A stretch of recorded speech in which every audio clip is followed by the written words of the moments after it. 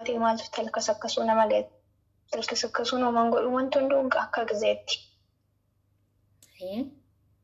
Biyya ormaa teessis si jaaladhee si du'e talkasakkasuuf faayidaa hin qabu.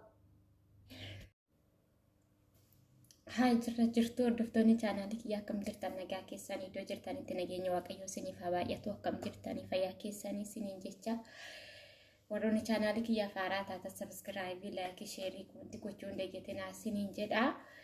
Har'a immoo piraankii wayiitti nan dhufee jechuudha. Piraankii xiqqoo ishee jechuudha. Xiqqoo ishee nama wayii madaalu fanaanii jechuudha. Namni sunis eenyu jettan nama wayii jechuudha. Firuma. Fira jechuudha. Fira dhiyoodha. Waan isheen jettu madaaluudhaaf fanaanii jechuudha. Biyyi isheenis biyya namaa jirti. Maal jedheen piraankii godhawoos jettan ati hojii hojjechaan jirtu. Hojii hojjechaan jirtu. Bakka dhiiruma janajjanuu deemta yaa Rabbi dhiifama naaf godhi. Dhiiruma janajjanuu deemtaa hojii hojjechaan jirtu jedhanii natti maniiru ani maatittan bilbileetooni himaa jedhee piraankii godhaa waan ishiin naan jettu na arrabsiti jechuudha. Nan beekaa akka na arrabsitu baay'ee nama illikanyaadha. Na arrabsitee abdiin qaba. Waan ishiin naan jettu walumaan laalayyuu masmararra jiraatte bilbilaa fi jechuudha. Ammasitti na waliin tolaa. Bilbiltee jechuudha. Hello. Nafsi. Wayee. Maaf daftee bilbila kaasuu didde? Biraan jiru hojjechaan jira marfi jimaadhaa si nyaatanii dheena hunduu. Maarra gisee tokko na dubbisiisin jedhee sagaleen si kaa'e miti maalidhaan of akka baddu? Ilaallee dhugaa Rabbi bilbila biraan jiru hanchi bilbila baadheen deemu jaartinti hin jaalattu. Ani koo waa xiqqoo sitti madhee tanani malee koo ani barbaadeen inde. Hanchi maa akkana taatati muuduu biyya ormaa jirtu jaartinti ammayyuu akka tasaa shinti beetiin naqadhee kiddii seenee tanan. Hin jaalattu. Har'a immoo isaan wajjimaadha dheenaa si nyaatan hundi isaanii. Ati mana xalabaata hojjettaa? Qo'eessifaa bilbilaa. Eeshi.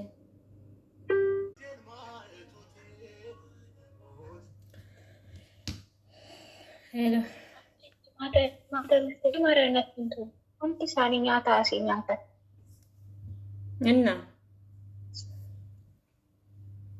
Innaa kanaafi.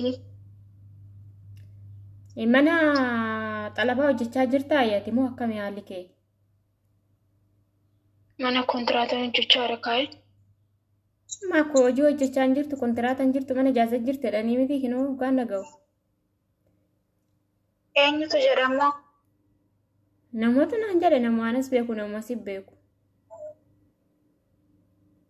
Yaa Rabbi ani namuunan beeku waayinaan akkana jedhu yaa Rabbi na baasi. Maali joosofni isaanii? Namuus hin beeku.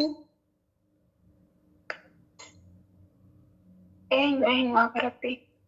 Jechuun ati amma dhugaa natti mi ani nama sanis era isheen mana mataa kontiraataa hojjechaa jirti naani maasumatti naqqale sumatti najjeesi ishee mana kontiraataan jirtu ijaasa jirti hojiidha erga dhaabdee ji'a 3 moo meeqa jedhanii erga hojii hojjechuu dhiistee biirootti galtee. Yaa Rabbi ani hojjechuu dhiisee biirootti galee egaa akkasumas mana hin jijjiirre qoqqoodsiifatu.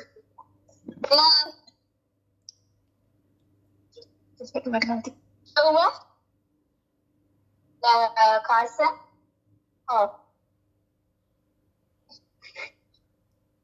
atau kan kana dhaggeeffattu gowwaadha dhugaara. Jechuun goo inni akkasii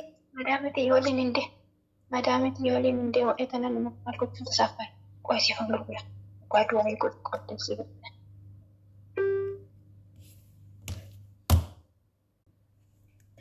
Maatirratti bilbiltee sintu jedhee hoo jettee gudiidha.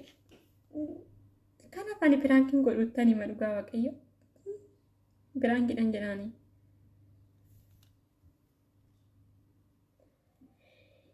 Biyyaafan bilbilaa.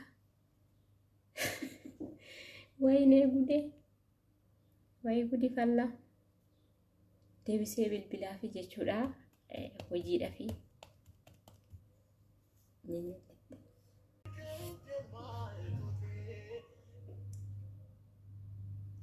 maali cuftee banta ani hojiin deema fana ni miti Mitikaa rabbi kun mitikaa midhamee kiyyee tokko amma tsanooti seente amma nattaase qohoi afooyyoo gaasitti fakkaatu asliin mana ijaasa maal gochuu ta'e si kaawwajjee sadii.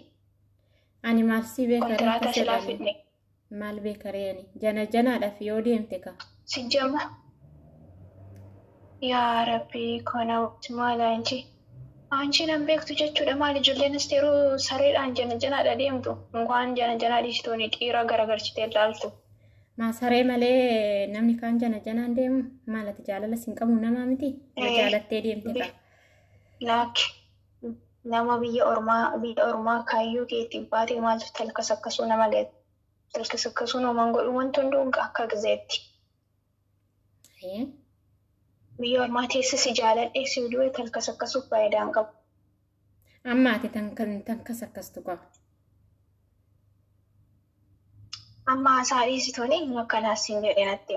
ani abbaa fees naan jedhu nama si beeku nama qaaba si beeku nama wajjin nyaattee dhuddee nasiin sin jedhe Akkoo abbaa kinoo kana waan nuti qopheessan waan na aarsu nama abbaa irra qaqqabu tokko. Eenyudhaan na beeku eenyuudhaan na waliin haasa'u. eenyu abbaa wasitti maal jettaan isatti dhattee bilbiltee toonii loltaa immoo sittan hima abbaa Oomaan maraadhaan lolu moo maraattuudhaan warri tokko irra fudhee tokko qaabtaru.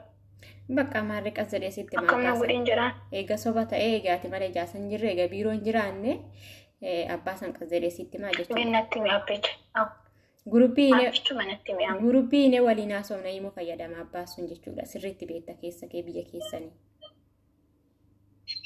Baaqaa ishee jedhe. Yallaa okee. Intalaa kanaafuu ani piraankisi gochaa jira deemi bakka si gaa. Muka nyaadha ishee. Imo irraan silaa ka liinkii kiyya yuutuubii koo jala deemtee argitaa ishee ana namuus naan hin jenne ani piraankisi godhaa kananii.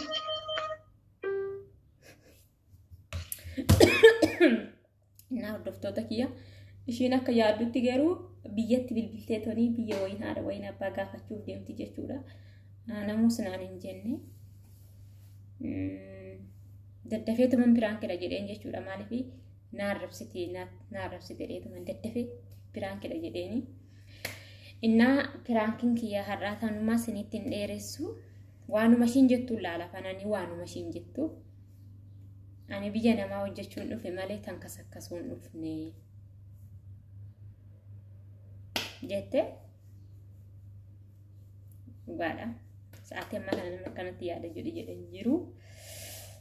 Innaa hordoftoota kiyya chaanaalii kiyyaaf warri haaraa taatan garuu yaani piraankii mitiin kun fattishuma fattashaa kanaani malee waan piraankii jedhamu qabu. Ishiin naatti jedhee wayin biyyatti bilbiltee maatii gaafatti jedhee tanani piraankii dhadheen malee waan piraankii jedhamu garuu ishuma fattashuudhaaf ishuma madaaluudhaaf kanaani malee waa biraatiif miti.